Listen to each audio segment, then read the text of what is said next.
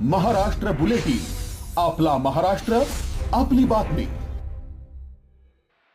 गेल्या अनेक दिवसांपासून दिंडोरी तालुक्यातील दहेगाव लखमापूर रस्त्यावरील मोगल वस्ती परिसरात दहशत माजवणारा, शेतकरी आणि शेतमजुरांच्या काळजाचा ठोका चुकवणारा नरभक्षक बिबट्या अखेर वनविभागाच्या पिंजऱ्यात जेरबंद करण्यात आलाय.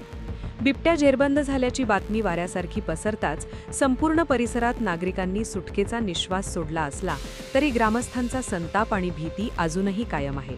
या बिबट्याला पुन्हा आमच्या परिसरात आणून सोडलं तर गाठ आमच्याशी आहे, असा आक्रमक परिप्रास स्थानिक नागरिकांनी घेतलाय. मोगल वस्ती परिसरात गेल्या काही दिवसांपासून बिबट्याने अक्षरशः धुमाकूळ घातला होता. रात्रीच्या वेळी घराबाहेर पडणे तर दूरच, पण दिवसाढवळ्या शेतात जायलाही शेतकरी घाबरत होते. या वाढत्या दहशतीनंतर वनविभागाने तातडीने पावले उचलत परिसरात पिंजरा लावला होता. अखेर रात्रीच्या अंधारात हा बिबट्या वनविभागाच्या जाळ्यात अडकला. बिबट्या जेरबंद झाल्याचे समजताच गावकऱ्यांनी सुटकेचा श्वास घेतला. मात्र वनविभागाच्या पुढील भूमिकेवर आता गावकऱ्यांनी आक्षेप घेतलाय. बिबट्या पकडल्यानंतर अनेकदा वनविभाग त्याला जवळच्या जंगल परिसरात सोडून देतात. बिबट्या पुन्हा मोगल वस्ती किंवा लखमापूर परिसरात फिरून येण्याची दाट शक्यता असल्याने गावकऱ्यांनी बिबट्याला जवळच्या 10 ते 20 किलोमीटरच्या परिसरात सोडण्यास तीव्र विरोध केला आहे.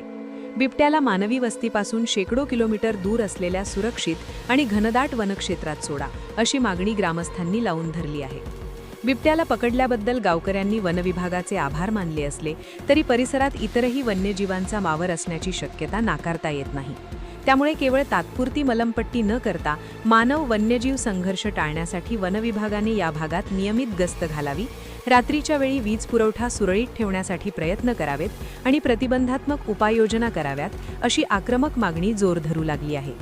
वनविभाग गावकऱ्यांच्या या आक्रमक मागणीची दखल घेऊन त्या बिबट्याला दूरवर सोडणार की पुन्हा तोच भीतीचा खेळ सुरू राहणार, याकडे संपूर्ण दिंडोरी तालुक्याचे लक्ष लागले.